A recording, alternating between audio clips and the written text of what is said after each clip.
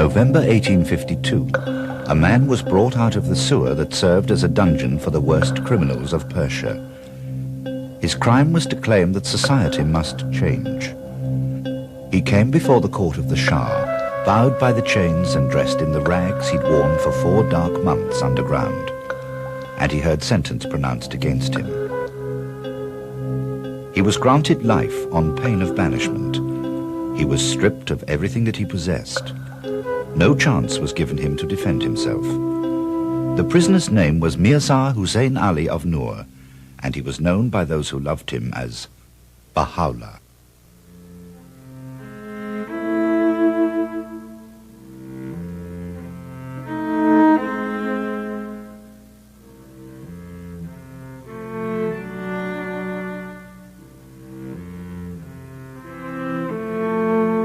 Baha'u'llah was a nobleman with revolutionary ideas.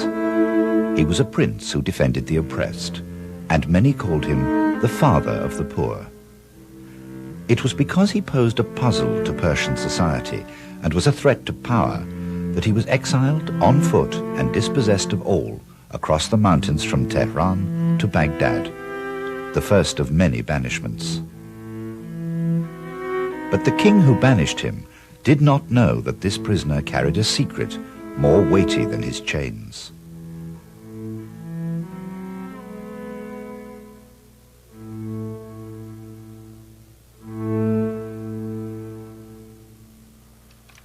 What was it like to be dispossessed in the past? What was it like to be homeless when homes were built to last forever, when rich was what you were born with, and the poor were always with us? When your skin color decided whether you were one of us or one of them? What was it like to be stripped of dignity and disgraced when those were the ways you measured men and condemned women?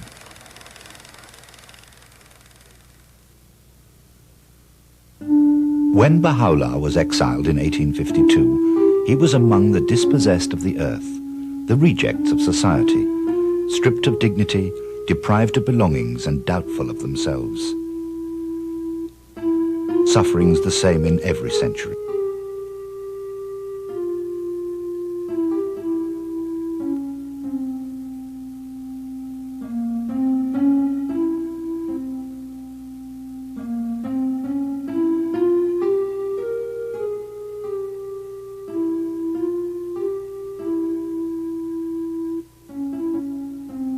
We found no more than a handful of souls, faint and dispirited, nay, utterly lost and dead.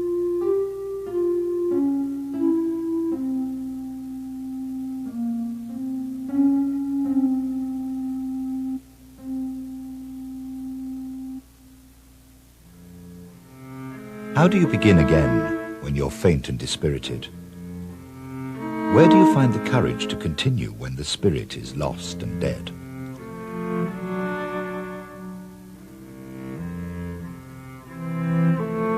Regeneration is not easy.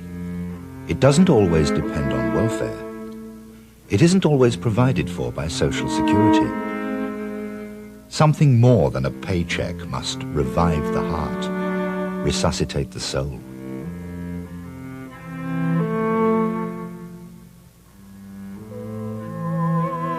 Noble have I created thee. To the eternal I call thee. With the tidings of light I hail thee.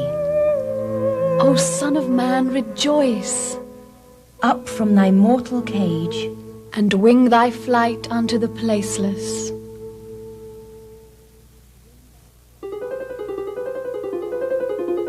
Guided by Baha'u'llah, the exiles in Baghdad revived. They regained faith in themselves and in the power of change. They became distinctive for their unity. They shared everything. They owned nothing. They came into possession of their true selves. A community began to emerge in Baghdad that Baha'u'llah claimed had the power to change the world.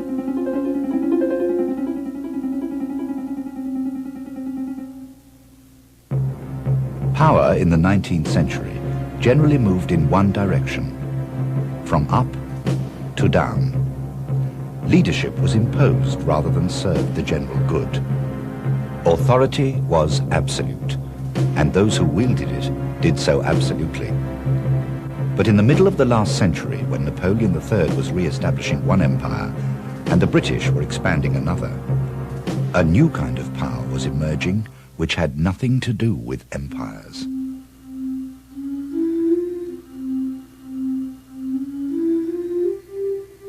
Baha'u'llah became a guiding light in Baghdad, a leading authority. Everyone was going to the coffee houses to talk about him. Everyone said people shared what they had because of him, and yet his authority was freely given. His power defied age-old definitions, and they were impressed.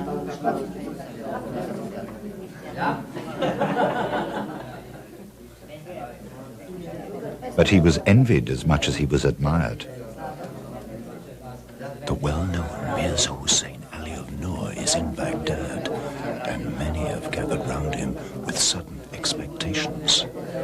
And soon the rumors began to circulate among government officials and ecclesiastic leaders. He's surrounded by nearly 200 followers. Secretly prompting and misleading foolish persons and ignorant weaklings. If he could only be arrested, the rest of them will be scattered. They number more than 3,000. He's becoming stronger, hour by hour. The situation is very dangerous. We cannot procrastinate any longer. I would request the removal of this source of mischief from a center like Baghdad.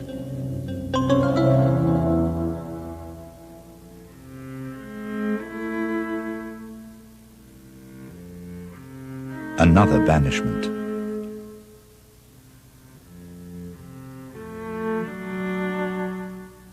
But on the eve of his second banishment, in a garden outside the city, Baha'u'llah made the most astounding claim of all. I am come to you, O people, from the throne of glory, and bear you an announcement from God. He said this message from God was expected by all the religions of the past. Every prophet hath announced this day, and every messenger yearned for this revelation. The religions were one, like the sun, he said. Just as they dawned in the past, so they would rise in the future. Every one of them is the way of God, connecting this world with the realms above. Each one of them is known by a different name, is characterized by a special attribute, and fulfills a definite mission.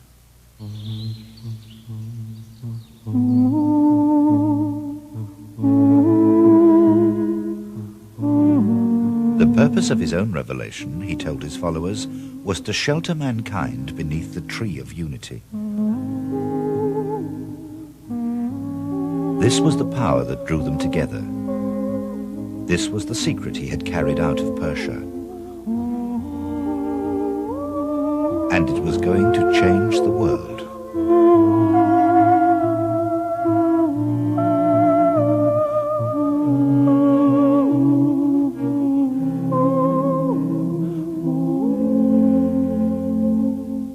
Constantinople, city of dreams and domes, was sinking into the twilight of its powers in 1863. A dying empire among the growing nations of the 19th century. Anything new was very disturbing, and so it wasn't long after Baha'u'llah arrived, acclaimed by friend and foe on every side, that rumors began to circulate once more.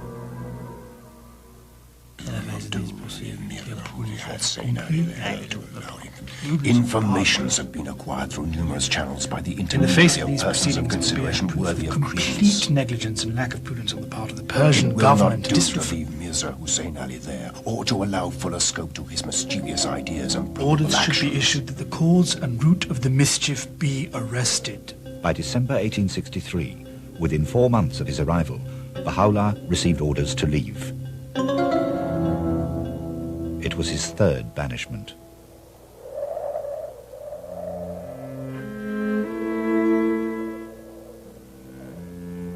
Another winter, another journey. They traveled under armed escort and on foot, with forced night marches through freezing rain and fog.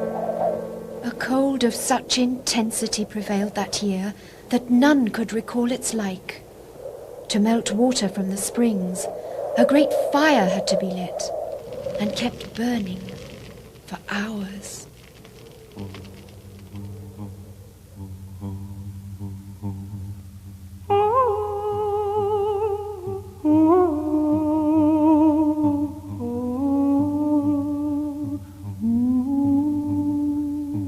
When they arrived in Adrianople, they were kennelled in cold and draughty houses before being brought to this building, now carefully restored.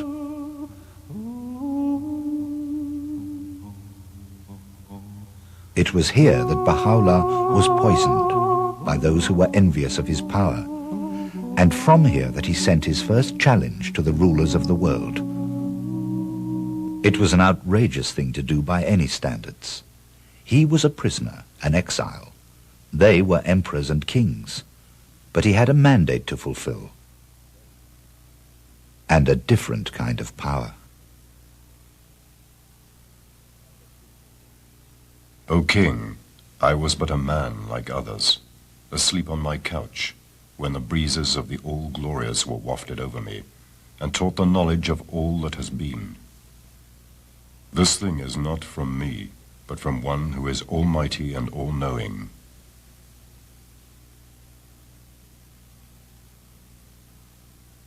He challenged them to unite and fortify their alliances rather than their borders.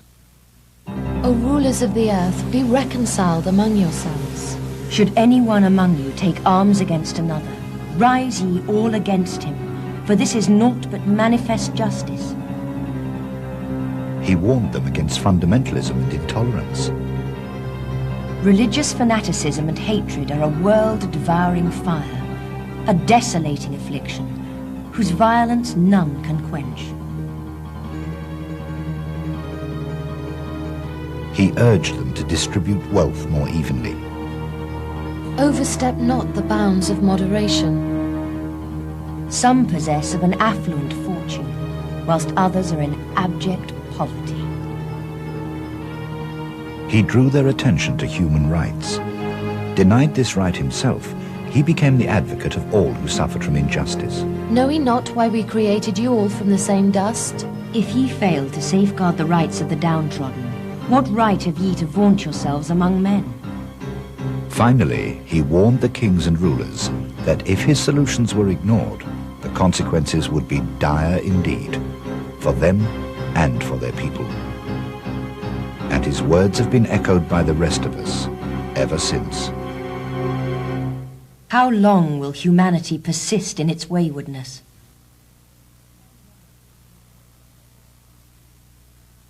How long will injustice continue?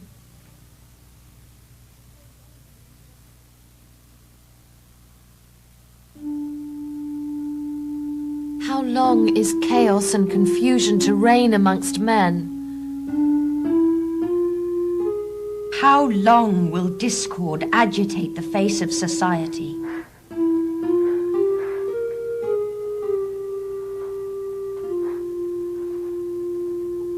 But the rulers at that time took no heed of his warnings. Tell the king that his territory will pass out of his hands, and his affairs will be thrown into confusion. Not I speak these words, but God speaketh them.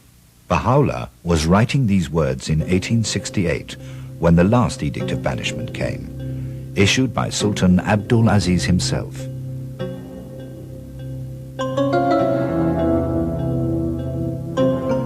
One morning, early, the house was surrounded by soldiers.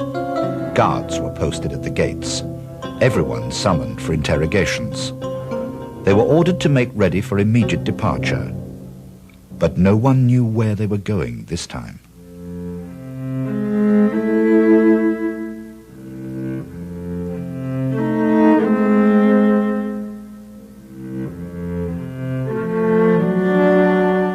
The glory of the God of Israel came from the way of the east, like a noise of many waters.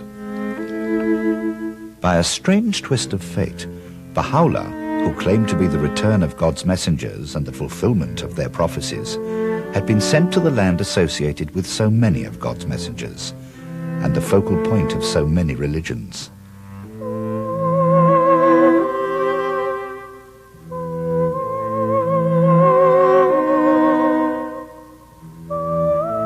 His final banishment had brought him to Akka in the Holy Land. The one they called the God of the Persians had been exiled to the ancient port of Ptolemais, the fortress city of Saint Jean d'Arc of the Crusaders, the meeting ground of Christian, Muslim, and of Jew.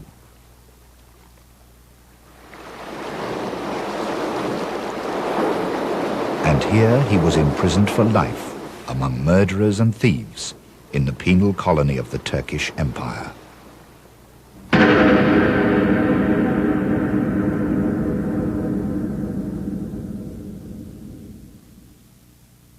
The metropolis of the owl. The most desolate of the cities of the world. The most unsightly in appearance. The most detestable in climate. And the foulest in water.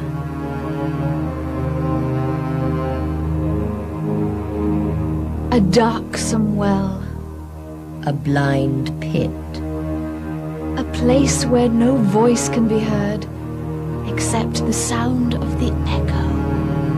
Where all the gates of ease and comfort are shut against us, and thick darkness appears to have compassed us on every side.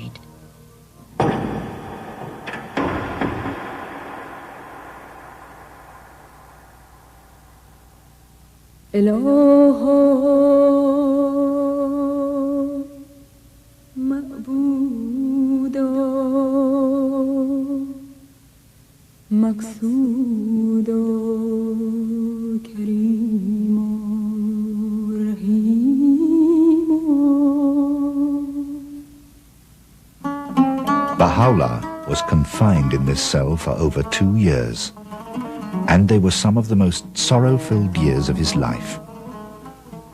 Isolated from all except his immediate family by the Sultan's decree, under strict surveillance and alone, he paced this room from wall to wall and knew it stone by stone.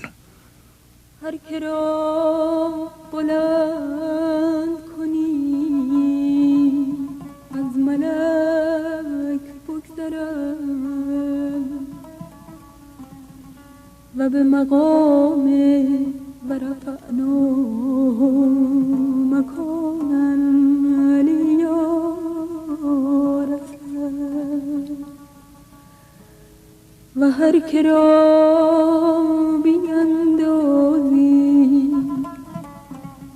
از خاک پستر بلکه هیچ از او بهتر.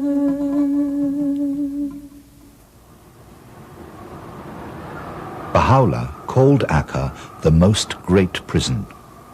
Many who'd walked for months to see him were turned away disconsolate from here and had to stand waiting on the sea wall for days, hoping to catch a glimpse of him or see his hand waving fleetingly at the prison window. It was during this lonely time that Baha'u'llah lost his youngest son, who fell fatally from the prison roof one summer's night. His broken body was tossed into a shallow pauper's grave here, outside the city walls.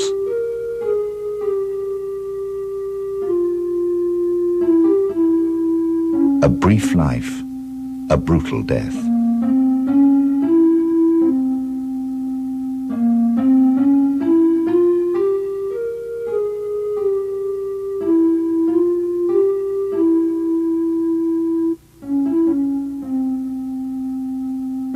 A senseless death, like so many others in our century.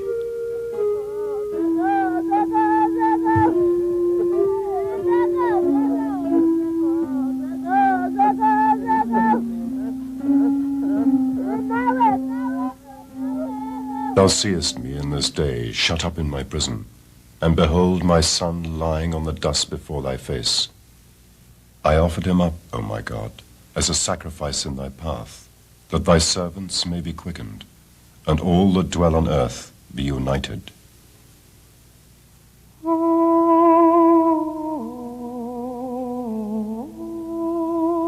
After almost a decade, though a prisoner still, Baha'u'llah was free at last to leave the fetid city and saw green again after so long,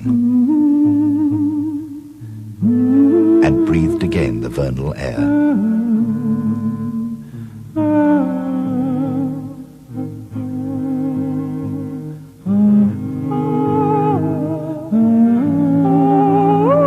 There was a mansion in the outskirts of the city, surrounded by an ancient grove of trees, and it was called Bahji, which means Garden of Delight. Here he lived the last years of his life, and from here his name was noised abroad.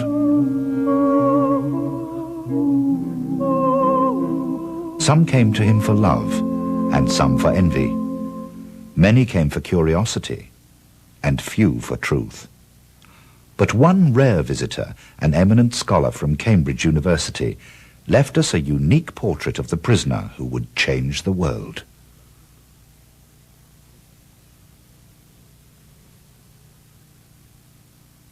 A second or two elapsed before I became definitely conscious that the room was not untenanted.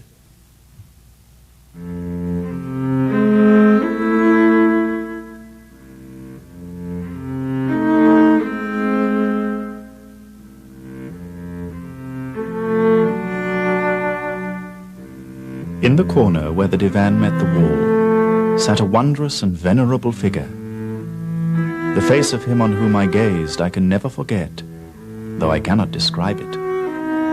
No need to ask in whose presence I stood, as I bowed myself before one who is the object of a devotion and love which kings might envy, and emperors sigh for in vain. A mild, dignified voice bade me be seated, and then continued, Praise be God that thou hast attained. Thou hast come to see a prisoner and an exile. We desire but the good of the world and the happiness of the nations.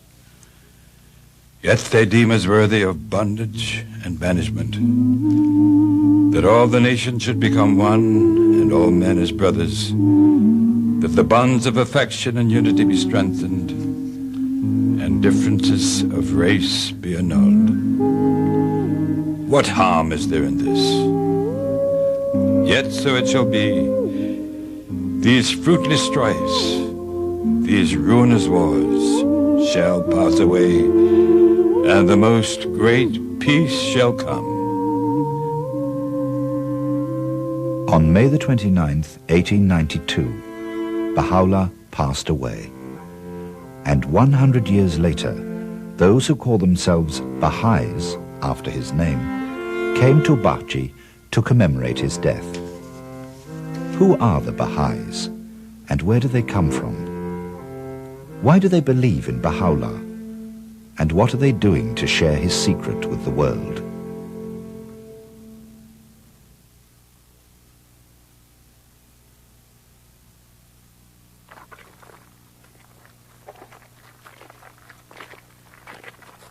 "100 years after his passing, the faith of Baha'u'llah has spread from Persia across the entire planet. There are Baha'is now in every country of the world. They believe that mankind is one. They say that religions are also one. And they have addressed themselves to questions related to the problem of prejudice, the balance of power, the distribution of wealth, and the need for peace.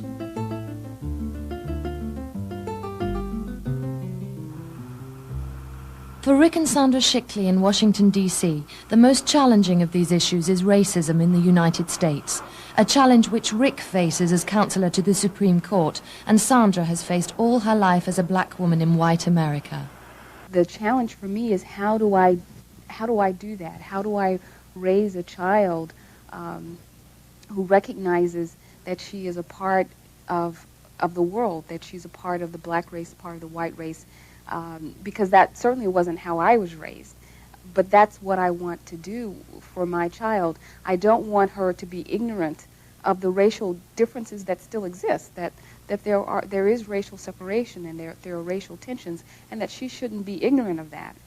That's not the issue, but that she should understand that what we're working towards is a society where those differences are joyous and not causes of separation. For Mona Grieser and Carol Subert, two women who have chosen to work together in their professions, the challenge of raising teenagers begins with racism and goes far beyond. Because it isn't easy to raise children to be open to other cultures and not frame opinions, to be world citizens rather than just black or white Americans. That's one of the biggest challenges. As our kids become older, the friends that they had that were multicultural before, that came from different races, different backgrounds. At a time when teenagers retreat into their cultural and ethnic identities, Baha'i parents are attempting to help their children do the opposite. To reach out. Washington is a city of extremes. Black and white, rich and poor, a city in which family life is easily eroded.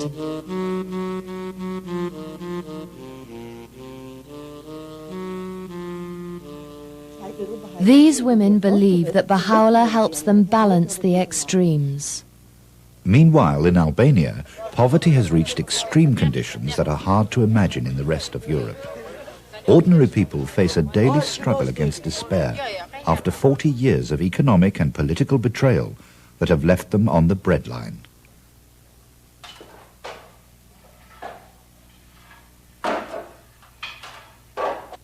I have 4 children. I have raised them with suffering and great difficulty.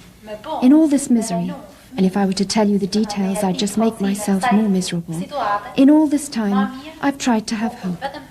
Perhaps for tomorrow, or the next day, or for a few weeks or months. Because this is not a life which lets us raise children. In fact, it would be better not to have children here.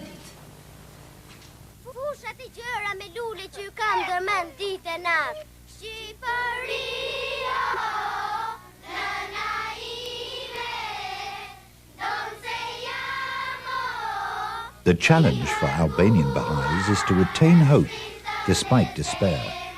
For them, Baha'u'llah's life is an example of this.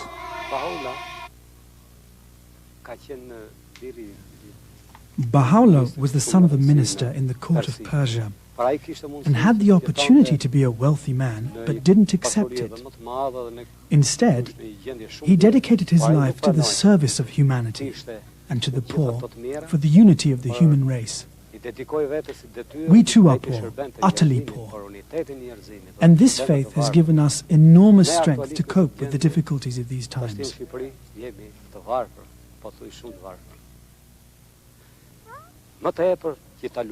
We're going to rebuild this country and join the rest of Europe, but with dignity, not like beggars. We need to spread the message that the world is one country and that Albanians have our place in the world, and our dignity too.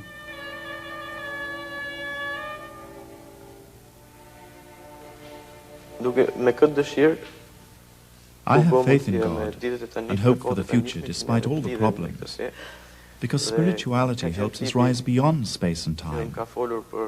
I accept the Baha'i faith because it's so modern. My dream, like my other friends in the Quartet Baha'i, is to spread the message of the faith through our music.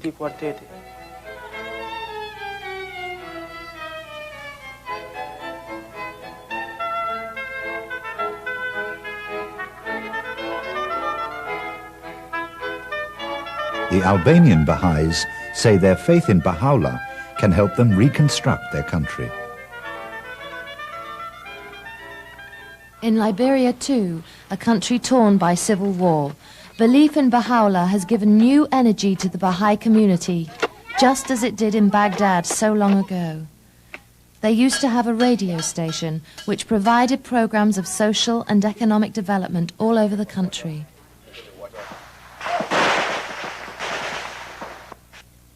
I listened to Radio Baha'i all day long, and I liked it, and I love it.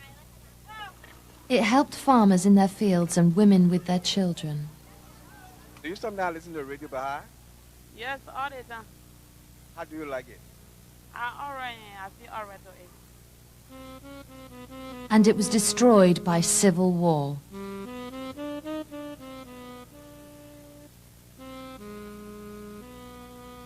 This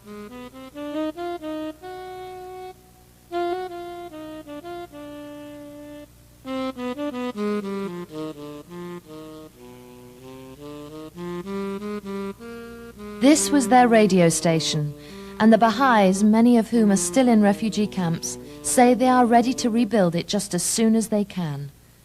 They are ready to start all over again.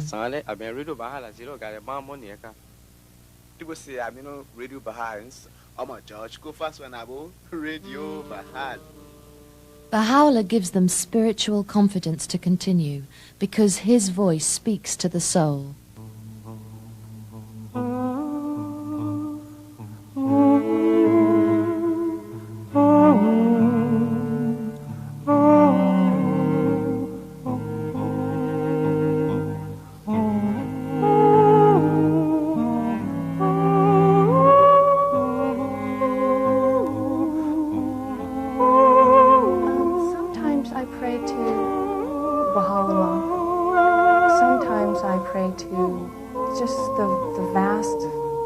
Above, it's in the air, and you feel there is a sense of being that will hear you. Chinese Baha'is, coming from a background of Buddhism, Taoism, and more recent communism, have also recognized an ancient spiritual power in the voice of Baha'u'llah. I have been a Baha'i for 3 years. Why I become a Baha'i? Because I think the Baha'i thought very close to the Chinese thought. So for me, there's no conflict between the understanding of Buddhism and the Baha'i faith. Like we draw a circle. The inside is our knowledge, and the outside is the unknown question. That is the beginning of the God. But that's something that the Marxism is lack of. I mean, they don't have a God. The younger generation, they start to realize the crisis. But on the other hand, currently, the Chinese younger generation, they are kind of the lost generation. The first time I heard about it is, I'm so happy. I was searching for religion, not only for myself, but also for China. Nauru is a painter whose work reflects the hieroglyphic language of his Nashi tribe. Baha'i and the Chinese Dao Tong,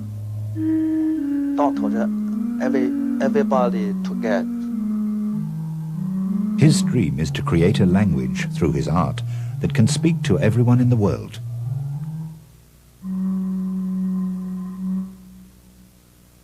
Wu Tianming is known and loved as the godfather of Chinese film.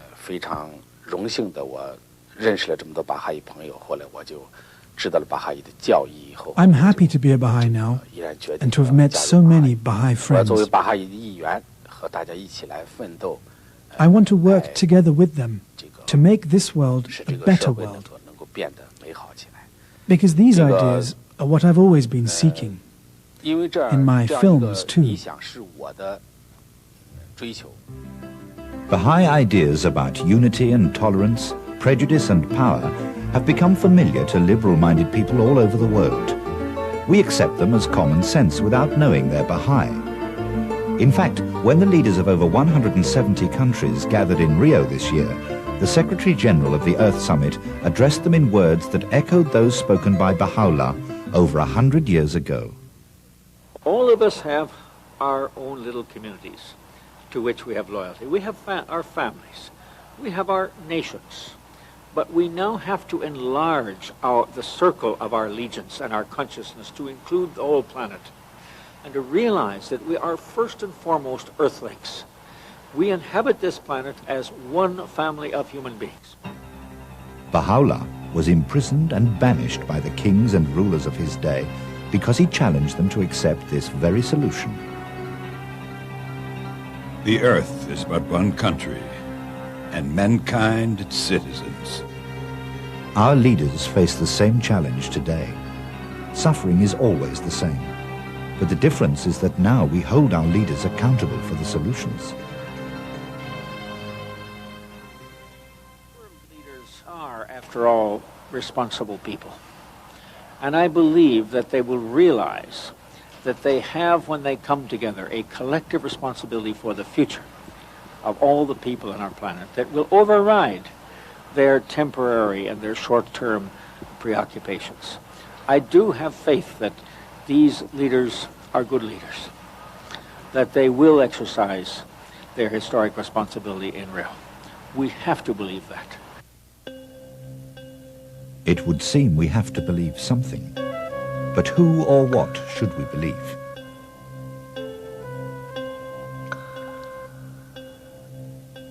If we want to revive our sense of responsibility for the world, if we want to regenerate our belief in the future, we could do worse than ask ourselves about the man who first challenged us to face these issues.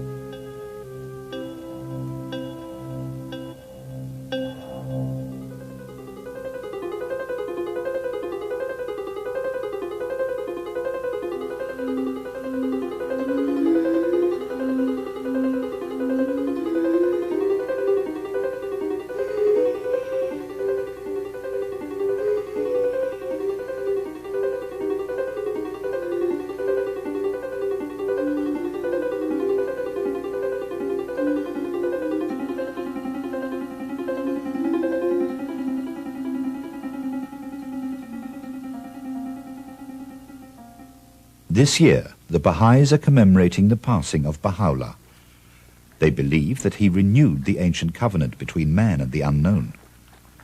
They believe his ideas are charged with a spiritual power that makes them more effective than mere reform. They revere him as the secret behind the changes in our century. Perhaps 100 years after his death, it might be timely to consider the nature of his power over the hearts of men.